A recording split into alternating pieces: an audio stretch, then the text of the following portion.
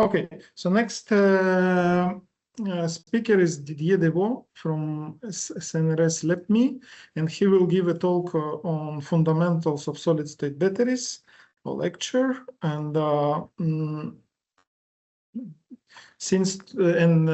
would like to present Didier here. So since 2016, he's a CNRS research scientist at LEPMI Lab and University of Grenoble Alps and other institutions, focused on electrochemical storage devices. He graduated in 2012 with a PhD in material science, electrochemical and physicochemical characterization on polymer electrolytes for lithium metal batteries. He has authored of more than 30 peer-reviewed publications in international journals, one book chapter and 3 patents. He is focusing now on the analysis of functional failure modes and electrochemical storage devices by completing different techniques, notably X-ray, neutron techniques with electrochemistry as, for example, impedance. The objective is tackle phenomena at the stake at different relevant length scale, typically from nanometers to centimeters, in devices comprising liquid, solid, and hybrid electrolytes. His research interest is mainly related to get new understanding of the bulk and interface phenomena in next generation electrochemical storage device like lithium metal and post-lithium-ion based battery technologies. In this context, he is working on characterization of ionic transport in the volume in liquid, solid, and hybrid electrolytes, and at the inorganic-organic interfaces by the mean of electrochemical and impedance methodology coupled with X-ray neutron analysis, scattering, and imaging. And he is also looking at the link between the mechanical properties of materials and systems in correlation with their impact of ionic transport. So after this short presentation, I think Didier joined us already. Yeah, and Didier, hello. So whenever you want, please share your screen. Sure. The floor is yours. Thank you. I'm just going to. So it should be this one. Can you see the slide? Okay. It's coming. Let me know. Yes, now we can see. Okay. Thank you. So first of all, thank you very much for the kind invitation to present during this workshop. I mean, some fundamental of solid-state batteries, because I think it's important. Where is the pointer option? Laser. Yeah, okay. During this presentation, in fact, I would like to share with you just a couple of insights of fundamental on solid-state batteries. I'm not going to give a full, complete overview of all the different systems and so on, but just to give you a clue on how, what the major problem to tackle, to develop, and to go forward kind of solid-state battery. So I'm Didier Devaux. I'm a CNRS scientist. I'm working in Grenoble, in France, at the LEPMI laboratory, which is a lab specialized in mainly in electrochemistry and energy storage devices, and so on. And for the school, I've been 10 years to give you some insight on solid-state batteries. And I mean, during the course of this presentation, if you have questions, don't hesitate, because it's a video meeting and so on, just to give more interaction. And if I'm not clear enough, do not hesitate to make me repeat. So first of all, wait, it's working, yeah. I'm going to be quick on the context. So you all know there is a high demand of energy storage devices. It's not only about electric cars, it's also some transportation, some stationary application, could be about windmills, solar farm, and so on, but also storage devices from electrochemistry are needed for any other application, from hydropower, geothermal, and e-mobility as well, always coupled with other systems. It could be other storage medium, or it could be as well used as a mitigation measure in order to supply energy on demand if there is like a shutdown, for example. And if you look at what the battery is a requirement, typically what you can say is that, first of all, safety is very important, because ideally you want to get rid at least of the flammable, which is typically used in lithium-ion technology. And you want to be, the consumer need to be able to buy it. So you want a low cost. Typically, some targeted value for battery at cell level are about 75 euro per kilowatt hour. And ideally, of course, the roadmap for the upcoming decades and so on will be to go as down as, let's say, 50 euro per kilowatt hour, but we'll see if that's possible. Also, it's not only about the price. You need to use this device, which is quite costly at the end, for a long time. So something about 8 years, 1 decade of use. On what about the second use? When maybe you all know that when a battery a battery from an electric vehicle is lose like 20% of its initial capacity, basically you have to throw it away. No more useful for the first application, which is the electric vehicle. So, but the remaining 80%, still plenty of energy, so it could be very useful to use those batteries, for example, for stationary application, backup solution, etc. Either for individuals or for companies, for example. And you need to power, let's say, application that required a lot of, to supply a kind of a lot of energy. So you need to reach high specific energy or energy density. And now the target would be like 500 watt-hour per kilogram ideally. And you can see in this pseudo-Ragone plot that the volumetric energy density as function of the specific energy density, that if you look at those systems, you can see lithium metal, lithium sulfur, or you can even add around here lithium air. So the main takeaway message is that the common denominator for the next generation of battery device will be to use lithium metal to go beyond lithium ion, and also to replace the flammable liquid electrolyte by maybe the solid one. So now it's just a matter of chemical and material development to find the best combination of all of those, let's say, to make a batteries out of that.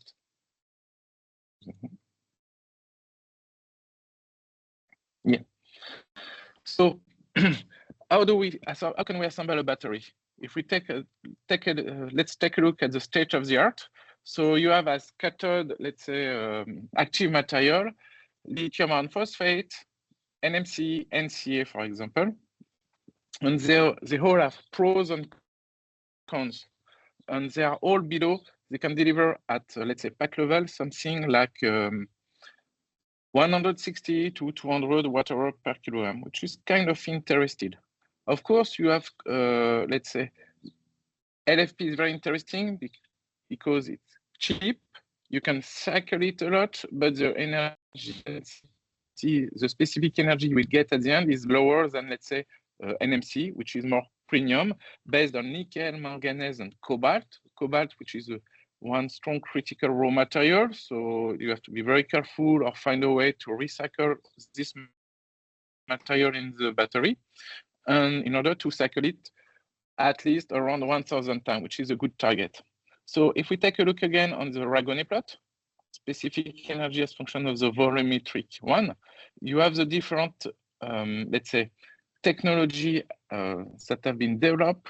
You can see, for example, just maybe some of you are working on sodium ion. They are around here, very close to LFP pouch cells, so lithium iron phosphate. You have some NMC, NCA, and so depending on the chemistry, you go from sodium, LFP, NMC. So we are going through this diagonal, and obviously the target will be to go around the red dot. And in the red dot, you can see sulfur, solid-state electrolyte, oxide, solid-state electrolyte. And so that's one way to push the limit of the specific energy, is to go to the solid-state electrolyte. Why is that? Because usually today, specific energy of a lithium-ion, let's say, battery is very close to the theoretical one. So if you want to go beyond, you have to go back and develop new chemistries. And now that's what is needed for the next generation of battery, fundamentally speaking. What are the chemistry needed that you have to bring and embed in your battery system? So in terms of cell design, how does it look like? Let's take a look here. You have the lithium-ion battery with the anode, usually it's like graphite silicon if you want. You have the separator and the cathode. And for the lithium metal batteries, you can see that for the same scale of the same thickness, let's say, of cathode, you have a solid state electrolyte slightly thicker than the conventional porous separator of lithium-ion, but also you have a very thin lithium metal as a negative electrode or anode electrode, and then your electrical contact. So per unit cell, you already have a gain, at least in thickness, and also lithium metal is very lightweight, so you will get obviously again in the specific energy. So if we go back again to this Ragone plot, you have the sodium ion. As function of different dates, it's a perspective. So what's the target? You need to be here at 500 watt-hour per kilogram.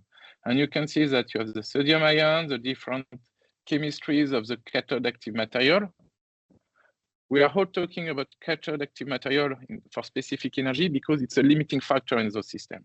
And if you can switch and develop solid state lithium metal, then you have a strong gain and you start to go maybe one day around 500 watt-hour per kilogram. And that's one way in terms of design, at least lithium metal, and the thinnest the lithium metal, the better the specific energy. However, specific energy is not the sole factor in the story because safety is very important. You can see that for lithium ion, if we go back, let's say if a top catcher, kind of acceptable. Here, I'm presenting you a Tesla. It's a Tesla car that was in charge mode in Norway because of the snow. And this happened, let's say, more rarely. But would it be acceptable for you to go to an aircraft that could catch fire? So you know that now power banks are forbidden to be used in aircraft. Okay, you have to store it with you, but you cannot use it, you cannot charge it, etc.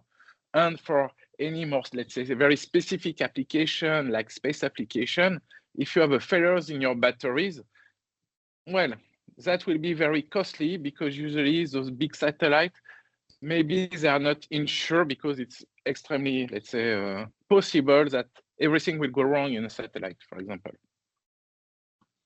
So just to let you know that safety is also a very important parameter, even if you are going, mostly if you are going to develop lithium metal.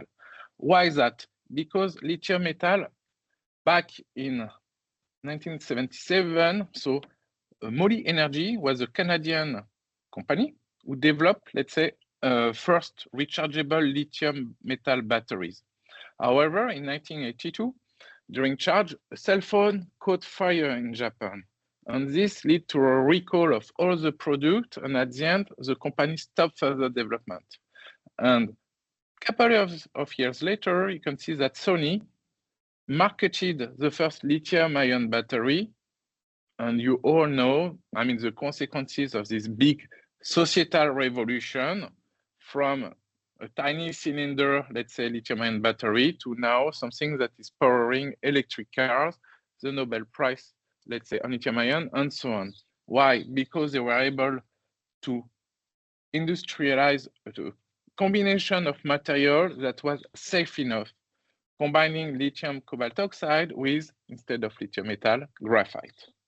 But today there is a strong comeback on lithium metal because today, with our modern chemistry, you can develop, let's say, electrolytes that may prevent the main failure modes of lithium metal, so-called dendrite growth. You can see in this video capture from this publication that before cycling, you have a liquid electrolyte, you have a smooth, flat lithium metal, let's say, interface. And after cycling, you have this very irregular electrode deposit, so-called dendrites. Even if you have a lot of different, let's say, morphologies that can be found in literature, the electrode deposit can be mossy, can be in form of dendrite, can be flakes, and so on. So you have, so it all depends on the contact between your lithium metal and your electrolyte. And why is that? This is because the electrode deposition of lithium metal is very regular. So you have to control your lithium stripping and plating. In presence of liquid electrolyte, there is nothing that could block the lithium metal to grow somehow, the liquid state of the electrolyte.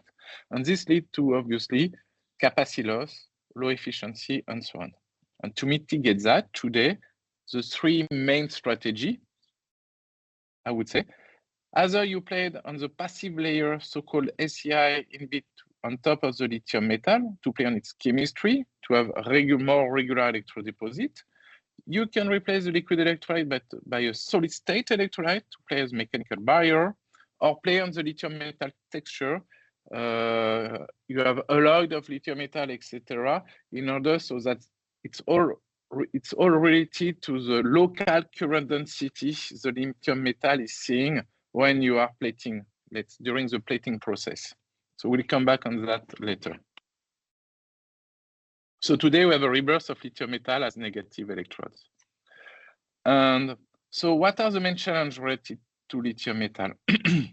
So today, to make a lithium metal battery, you are using a thick layer of lithium metal, basically above 50 micrometer thick, because this thickness compensates any loss of lithium from the lithium metal during cycling.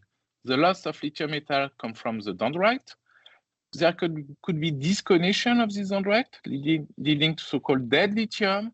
You have also dead lithium accumulating. Lithium could be also consumed in the SEI or degraded within the electrolyte. So increasing the thickness of lithium metal, you are giving a lithium metal reservoir. So your battery will cycle maybe a couple of 100 times more, but it's like a patch. So there is a need to go to very thin lithium metal to boost the specific energy. Today, in terms of process, usually lithium metal is extruded from an ingot to create, let's say, a roll of lithium metal. And now, so the consequences to use thick lithium metal is, so there is an aspect energy density, lithium losses, compensation, but also you want to go as thin as possible to preserve the resource, because lithium metal is also a critical raw material. You don't have a lot, for example, in Europe. Even if you want to open a couple of mines, it would be possible, even in France. But the main source of lithium metal production is from, let's say, South America, I would say. So now that I talk about lithium metal, what kind of solid electrolyte to place on top of that? So you have three main families of solid electrolyte, or a combination of those. Could be oxides, sulfides, or polymers. All of them has pros and cons. So usually inorganic are very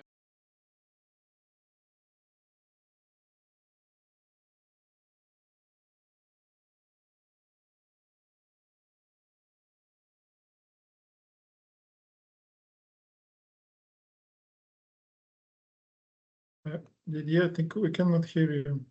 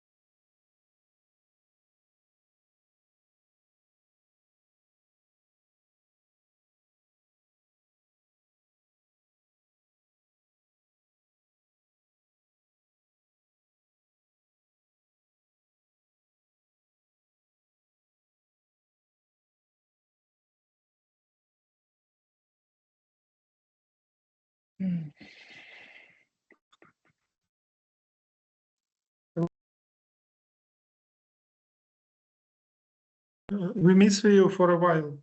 Can you hear me? Yeah, yeah, I can hear. Maybe you can switch off camera just to reduce traffic.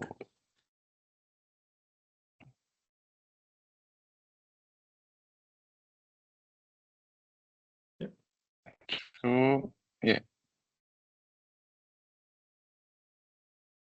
Sorry for that. Oh, no, I lost the connection. No worries. We can see your screen.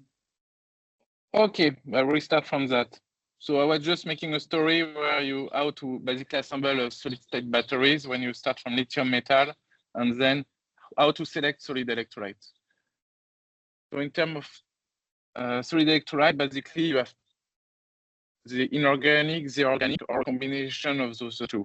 So if it's about inorganic, usually they have a very nice ionic conductivity, but you have to process them as, for example, pellets, compress them, use a high pressure, and so on. So they can be kind of brittle. On the contrary, polymers are very interesting because they're compatible with roll-to-roll process. They can be, let's say, using conventional, let's say, industrial processes and so on. And they are very flexible. They can conform any surface, so the lithium metal roughness, for example, but their ionic conductivity is usually very low. So one of the strategies is like to make a mix of the two phases in order to have a synergy between the materials to develop, let's say, an optimized material. So if we look at this plot of the gravimetric energy density, depending on, it's like a roadmap, depending on the year, that you want to go here always to maximize specific energy, you can see that you have a couple of players that, let's say, could be interesting as a polymer electrolyte alone or sulfide as well, could be because they start to be more and more mature at that time, but they are not yet on. So today there are almost nothing commercially available, except one example, typical example from, let's say, the Blue Solution company, who developed lithium metal polymer batteries using lithium and phosphate as cathode active material. And they successfully show a nice demonstration because this kind of battery are already in the street, for example, in Paris for bus application. Problem is that the polymers they selected need to be heated above, let's say, 50 degrees C typically. So it's okay for a bus application because the battery pack is so large that you don't have to put a lot of heat to maintain 50 degrees C because of the natural Joule effect from the battery pack. For a car, it's more complicated. So it's more adapted, let's say, to this kind of application. So if you look at different projects, etc., we are always on the same strategy. You want to reduce the thickness of the lithium metal, use an hybrid between organic and inorganic, and increase the energy density using high energy, let's say, cathode active material. So, but how do you really fundamentally understand, for example, lithium metal, it's working, etc.? So I want, for this end of the presentation, just to show you an example of how X-ray tomography can come to give you insight on how you can develop and study yourself some material and the local electrode mapping. So it was a project collaboration with the Blue Solution company. And it just to, if we go back to fundamental, one very interesting cell to study is a lithium symmetric cell, so 2 layers of lithium, and in between you have a solid polymer electrolyte. And the idea is, if you use the Faraday's law, it relates time, okay, but the thickness of lithium that will be strip and plate, and the current density. And overall, at the macro scale, at the cell level, that will work. But if you displace, let's say, 40 micrometer in one direction, you know that you will really effectively, through imaging, ACM and so on, displace 40 micro of lithium metal. But the question is, what's going on locally?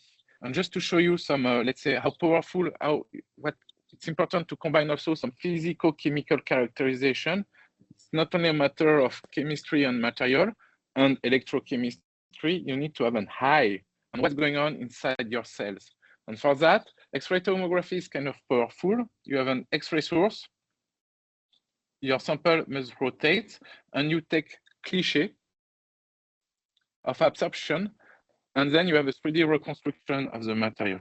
And that can be done. You don't need a X-ray cyclotron to do that. If you have the chance to have a laboratory apparatus, that is perfectly fine. So it's just a methodology that I'm going to show you an example. So how does it look like? Here you have two lithium metal, and in between the solid electrolyte layer. So the raw image is kind of banded. So first, with computing, you can just flatten the image. And that is interesting because when it's flattened, it's flat, you can really then take a look on the thickness difference. For that, you can use, if you want, binarization, where you put one color for the lithium metal, the other one, let's say, black for lithium metal, white for the electrolytes. And then, if you want to know the thickness of lithium metal here, very locally, you just have to sum the number of pixels that you have. And obviously, the rugosity at the interface implies that your thickness is evolving.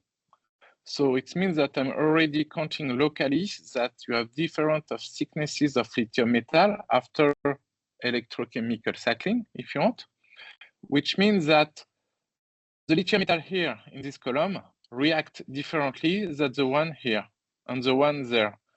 And in between the two, you have the grain boundary of lithium metal.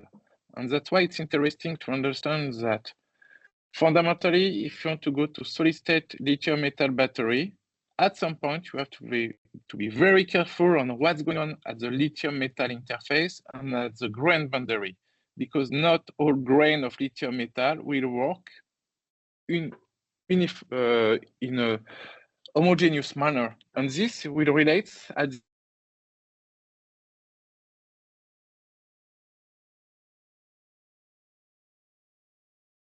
I'm going to show you all the methodology and so on. Here you have a 2D, let's say, reconstruction from tomography of the interface between electrolyte and lithium metal. And you can see that different grains of lithium metal, different colors, that can be converted, let's say, in a local map of thickness. And this shows you that some grains didn't really react. White means same thickness, they didn't move. Other, like in blue, bluish, means that you have less lithium metal, and other that you have, let's say, more variation. So you have a local topological change of your lithium metal during cycling. And then just to show you that not only you are qualitative, but you can be some quantitative always as well. So you can convert the lithium, the local thickness of fluctuation. You have the map here. Here in gray, you have the grain. And these grain boundaries that you can see, they were extracted from SEM imaging, not by the hand. So you have a match between what tomography is doing and electron microscopy as well. So this kind of work could be somehow deployed you just using SEM images with the correct tools. And then you can compare, because you move one layer of lithium to another, the difference between the anode and the cathode. And not only you can have local thickness fluctuation, simply using Faraday's law, transform that into local current density. And this starts to be interesting, because if you know how heterogeneous in terms of local current density on the surface of the lithium metal, what is going on, then you will correlate downward growth. And now these are like hotspot area where you have inactive lithium and so on. And this will really depend on the nature of your electrolyte above. So this was just an example, I would say, of methodologies that you can do. And as I am in Grenoble, we have access to synchrotron X-ray, but as well neutron imaging. And just this is to show you that you can also, neutron imaging can play a very interesting role, because you have a strong contrast between 6 lithium metal, which is an enriched version, let's say, of lithium in lithium 6, and the natural lithium, which is mainly lithium 7. And just to show you that what you can do by X-ray tomography can be also transposed with neutron imaging, and that you can use neutron imaging as a radio tracer somehow, because neutron imaging will be very sensitive to lithium 6. So if you have one electron in lithium 6, then you can somehow radio trace simply the movement of this lithium 6 throughout your battery, and maybe throughout so the electrolyte, and pinpoint the point of electrodeposition on the other side. And that's how you can develop and understand how your lithium metal / electrolyte couple is working finally. So just as conclusion, I wanted to show you that first, lithium symmetric cells is a nice tool, let's say, to model the lithium metal electrolyte, let's say, interface. It's the same story if you have sodium, magnesium, etc. Let's say a battery system, if you are studying that. But why is that interesting, those symmetric cells? Because the redox process can be followed at the same time. One is in oxidation, the other electrode will be in reduction, and so on. Of course, if you have access to neutron and synchrotron X-ray, you can use, those techniques to really go local and do some operando characterization. But what is important is that first, lithium symmetric cells is a nice tool to look after, but more importantly, it's a cells that you are studying. Count cells is very good to benchmark materials and so on. Ideally, the best way to do it would be to use pouch cells to have a bigger surface to be more representative of a real battery, let's say, system. And to me, my main takeaway message in this kind of, let's say, study, what is important is about aging. Would be very nice to be able to probe, let's say, all those material after hundreds or thousands of cycles to see the state of the materials, the state of the interfaces as well, to really understand the main, let's say, failure modes of those devices in order to optimize them in turn. So I would like to thank you all for the attention. And if you have any question, I will be pleased to answer you. Yeah, thank you, Didier. It's very interesting and really informative talk with a lot of interesting results. So I don't see any questions unless I'm mistaken, but so maybe in this case, I can ask you one question, one short question. So, so what is your feeling about, in general, lithium metal? So do we have chance to create a lithium metal battery with 10,000 cycles of full charge-discharge profile? Taking into account what you just show, maybe I know it's challenging, but just because I think it's something that many laboratories and companies are looking at and trying to understand. So, and from more fundamental point of view, do we have a chance? So what do you think? I think there is a chance. Going directly to very, very thin lithium metal or lithium-free system is still way ahead from us.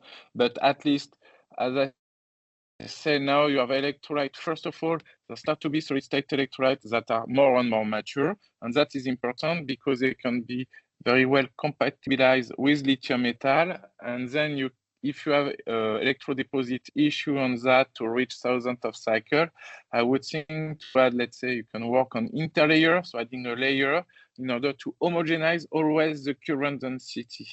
And it's always linked from the electrochemistry point of view to link local current density with, let's say, dendrites, for example, irregular electrodeposit, dead lithium, that will be, to me, the key point. So you have to be very fundamental to go and to develop a system at the end. I don't know what would be the solution.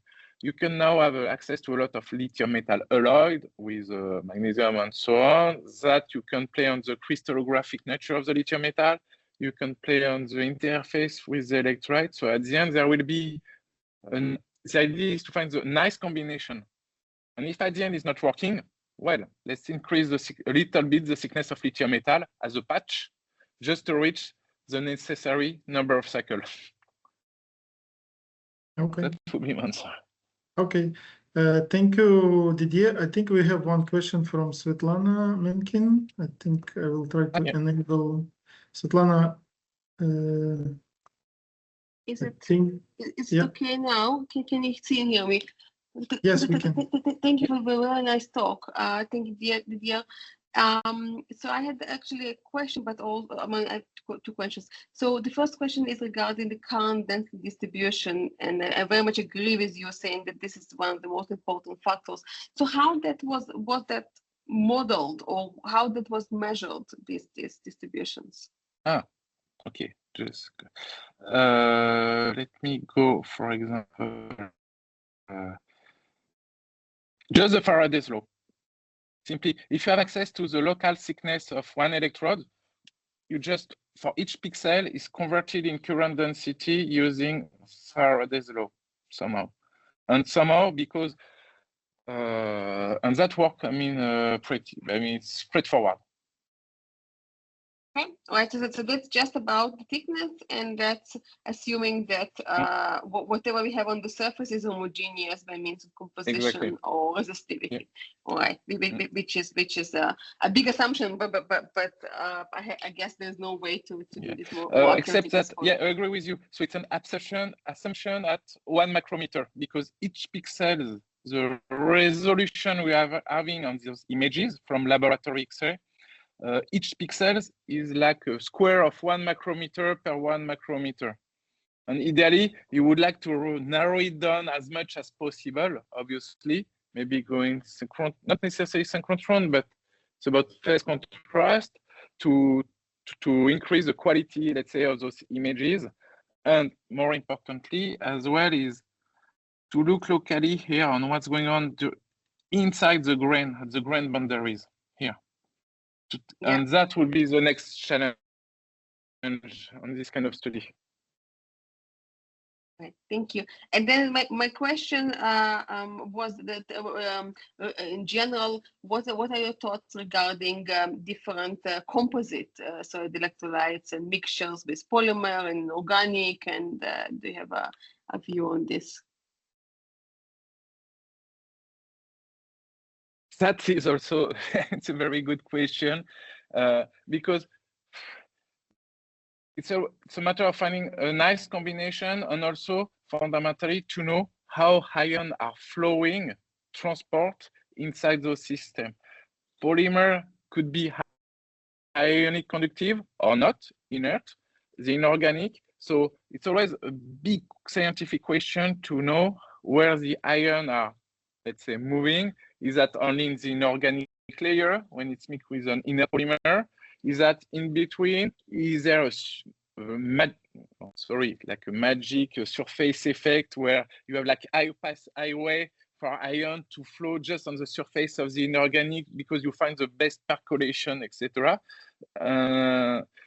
So maybe there are very nice combination in the literature, start to understand. Could be, but so far there is nothing is popped out of the, let's say, hat.